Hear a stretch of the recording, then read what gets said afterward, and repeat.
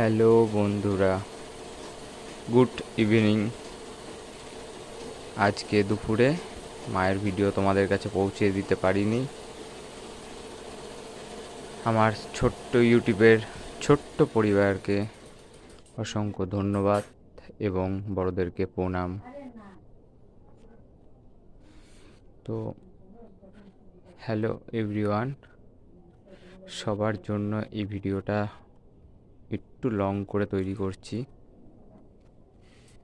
অনেক ভালোবাসা সাপোর্ট তোমাদের কাছ থেকে পেয়েছি। তো আমার 3000-এর কাছাকাছি ফলোয়ার আছে। তো আজ মা এত সেজেছে এই কারণেই, কারণ মায়ের এটা নিজস্ব